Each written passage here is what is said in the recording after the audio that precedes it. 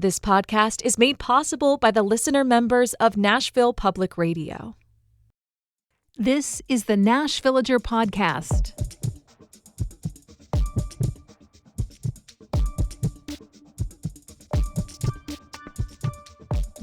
It's May 1st, 2026. A really awful thing began in Memphis on this day in 1866. It was the most intense racism in action, a massacre of Black people that lasted several days. In the years since, it's been largely forgotten, but at the time it horrified and galvanized the nation. It's credited as one of the events that spurred passage of the 14th Amendment. The brutality of what happened in Memphis proved how badly the United States needed to recognize everyone born in this nation as citizens with full rights and full protections under the law. I'm Nina Cardona, and this is your daily digest of what's happening around Middle Tennessee with historical context from Nashville Public Radio, WPLN News. Sometimes trying to understand a specific event in history can be complicated.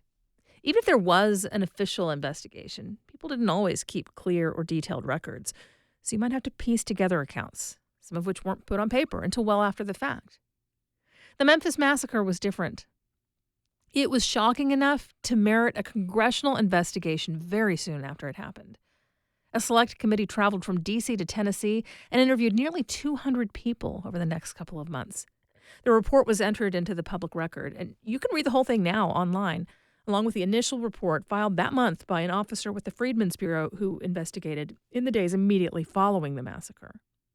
Those reports are full of references to generals and the Army. This was just over a year after the end of the Civil War, but that just meant an end to the fighting, not an end to the military presence in the former Confederate states. The South was deep in Reconstruction. Any place with a heavy Union Army contingent had become a place for now free Black people to gather as they began creating new lives for themselves on the hope or assumption that the Army would offer a degree of protection from folks who were unwilling to recognize their emancipation. The Black population of Memphis quadrupled to 20,000. There was also a large contingent of Black Union soldiers posted to the fort in Memphis. But with it being a year out from the war's end, it was time to start thinning the Army back down and returning soldiers to civilian life. The day before the massacre, that Black unit in Memphis started the process of decommissioning troops and paying them for their service. So now, in addition to thousands of new Black civilian residents, there was also this group of Black men walking down the street with a decent amount of money in their pockets. I assume you have a pretty good idea of what kind of grumbling was going on in the parlors of white households, and how it probably reached a fever pitch. So, against that backdrop, there was an incident on the first day that Black soldiers were decommissioned. A group of Black men were forced off the sidewalk by a group of white police officers. One of the Black men fell. An officer tripped over him. The two groups started to fight, but pulled away. According to the Freedmen's Bureau report, there was some exchange of words along the lines of, "Just wait, next time I see you, you're really going to get what you deserve." Now, that's just one isolated fight, right? Well, word spread. And the next day, May 1st, police stopped a group of newly discharged soldiers who were celebrating the end of their service with a few drinks.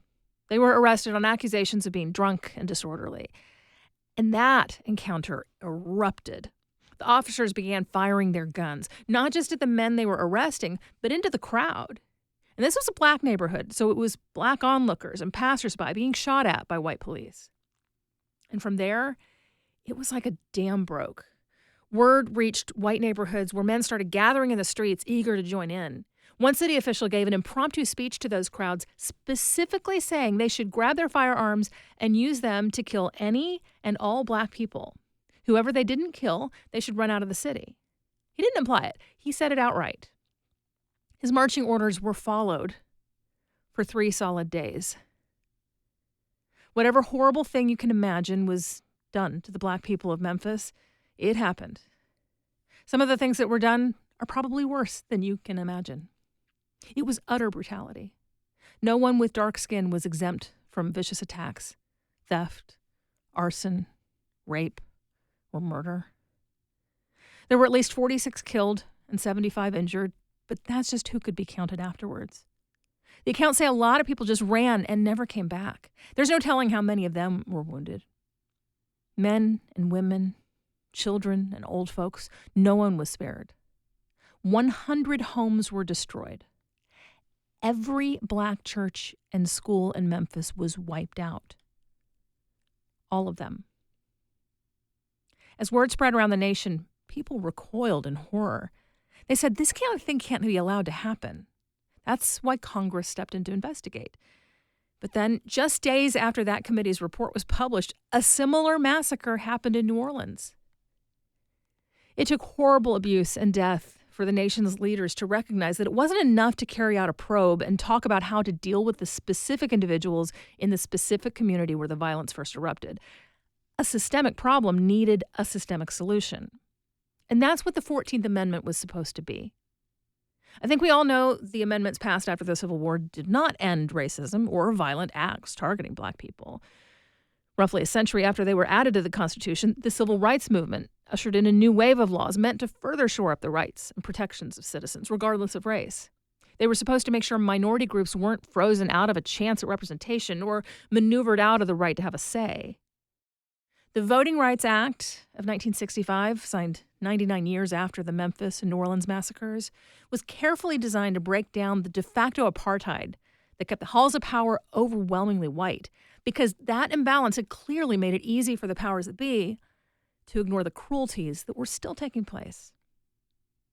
And just a few years after that, as racial tensions continued to boil, Martin Luther King Jr. was shot and killed just blocks away from the spot where the Memphis Massacre had started. This week, the Supreme Court issued a ruling that essentially eliminates a key provision of the Voting Rights Act. And within hours, one of the first reactions to that ruling was one that would directly impact the exact neighborhood, the exact black community where the massacre happened so many years ago. Before the end of the day, Tennessee Senator and gubernatorial candidate Marsha Blackburn presented a map for potentially redrawing the congressional district lines in West Tennessee. Her plan would do to Memphis what was done to Nashville a few years ago, carve the city into pieces, diluting the impact of an urban and heavily black community by putting its neighborhoods into districts where those residents are outnumbered by rural, primarily white communities in other counties. To make it work, her map makes long, skinny districts that stretch out as far as 200 miles from one side to the other. Now, she can't make that call. Neither can the governor. District lines are set by the General Assembly, which just adjourned for the year. But Blackburn is suggesting they reconvene for a special session. If that happens before this year's midterm elections, Tennessee could lose its only reliably Democratic seat in Congress before the end of the year. In just a few minutes, she'll never be a nurse again, but RaDonda Vaught has a lot to say about healthcare after serving time for a patient's death. That's coming up after the newscast.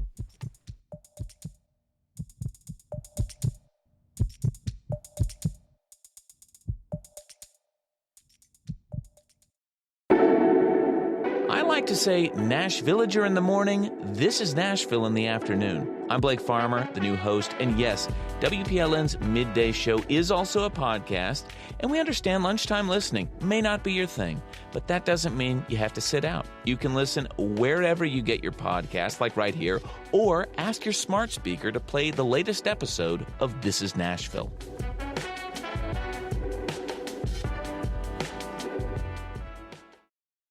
Here's the latest from WPLN News. President Donald Trump is now pressuring Tennessee Republicans to redraw the state's congressional maps to eliminate its remaining Democratic seat in the House. WPLN's Mariana Bacchiao reports some Republicans are hesitant. As of this week, Memphis and its majority black voting bloc is no longer protected from gerrymandering. But that Supreme Court decision may have come too late to impact the city's lone Democratic seat for the midterms. Republican Senate Speaker Randy McNally says the timeline might not work out since the ballot has already been set. And with the majority of state lawmakers up for re-election, most legislators want to spend time campaigning in their own districts. Tennessee Governor Bill Lee would have to call a special session to consider new maps. On social media, President Trump said Lee was on board, but the governor has not yet committed. Proposed maps would split the city of Memphis into different GOP strongholds, similar to how Nashville lost its Democratic seat in 2022. Mariana Bacchiao, WPLN News. This session, Tennessee lawmakers passed another round of bills aimed at legislating the state's LGBTQ community. Advocates have decried measures to track transgender patients and send trans women to male prisons. Republicans say the data they collect on people seeking gender-affirming services wouldn't include names, locations, or any other identifying information. But transgender activist Darren Johnson worries that a detailed list would still exist somewhere because of how it's reported to the health department. We're making lists of folks. We've got history lessons, hopefully, that we've all learned about what happens when lists of folks start being made. Another bill would require schools, prisons, and shelters to only recognize a person's sex at birth in gendered spaces. That means transgender women would be placed in male prisons, or trans boys would be required to use the girls' locker room. The law is named after Riley Gaines, a former swimmer and conservative activist who became a proponent of keeping trans women out of women's sports after she tied for 5th with a trans swimmer. Tennessee's next execution is scheduled for mid-May. Tony Carruthers has maintained his innocence for 30 years. WPLN's Catherine Sweeney reports several organizations are pushing for the state to run several untested DNA samples that could possibly exonerate him. Tony Carruthers was convicted in the 1994 kidnapping and murder of 3 people in Shelby County. According to a recent ACLU filing, there was no forensic evidence placing him at the scene, and there were no witnesses. A paid informant said Carruthers had confessed to him, then recanted in a television interview.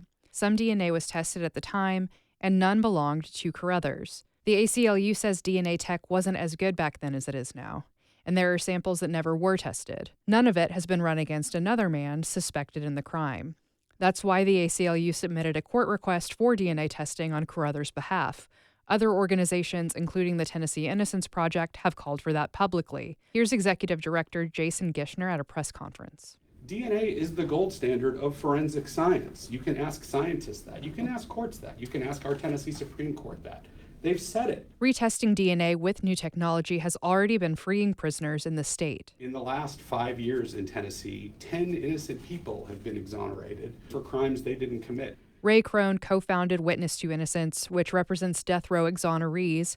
He said he's been in Carruthers' shoes. Crone was convicted of killing a woman, even though the DNA evidence from the scene didn't belong to him. It was later tested again. Came back with a match to a man that lived right down the road, who had priors for assaulting children and women. I was subsequently released after 10 years, 3 months, and 8 days. That man took a plea bargain to serve a life sentence. He says, sadly, his story isn't rare. When I was released that day, I was the 100th person in America. 100 mistakes have been made at that time in 2002 to sentence people to death for something they didn't do. He said he lives in Tennessee now and is asking his governor, Bill Lee, to commute Carruthers' sentence.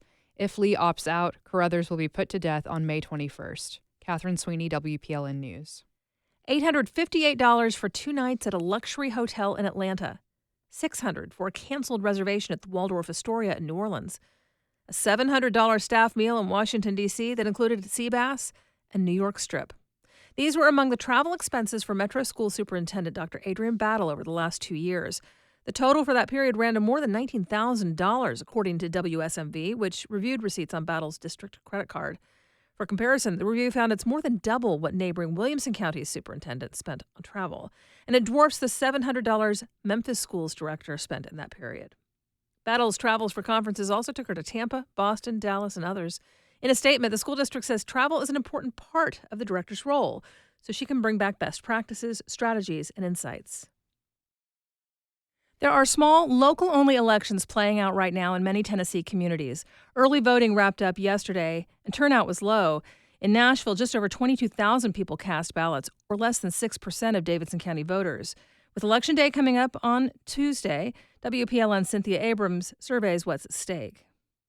Later this year, during the midterms, we'll see the big races: governor, congressional seats, state house. But right now, we've got local races. That's things like the school board, judges, court and county clerks. And while these are technically primary elections, none of the races have any Republican candidates. So whoever wins this Democratic primary will take office. Some candidates are unopposed, but the county clerk, school board District 6, and 20th Judicial District races look competitive, each with 3 candidates to choose from. Cynthia Abrams, WPLN News. Folks in Davidson County can find a sample ballot at nashville.gov. On Election Day, voters must cast ballots at their designated polling place. Former Tennessee Congressman and Vice President Al Gore is back in Nashville this weekend discussing climate science and solutions. He started a multi-day workshop last night, speaking to a crowd downtown. WPLN's Caroline Eggers reports Gore's message was as stark as ever. The past 3 years have been the hottest on record on Earth. Rainstorms, heat waves, and wildfires have intensified. And last year, global climate pollution reached a record high. Gore brought widespread attention to the climate crisis through his 2006 documentary, An Inconvenient Truth. 20 years on, he says Earth's atmosphere is trapping heat far faster than solutions are being deployed. We're putting another 175 million tons up there today, up there being in that thin blue line that is the shell surrounding our planet. And it's trapping as much extra heat every day as would be released by 750,000 Hiroshima-class atomic bombs exploding on the Earth every day.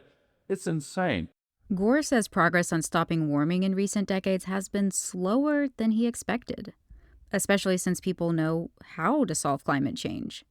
The key difference now, he says, is that the solutions to get off fossil fuels have never been easier or cheaper to do.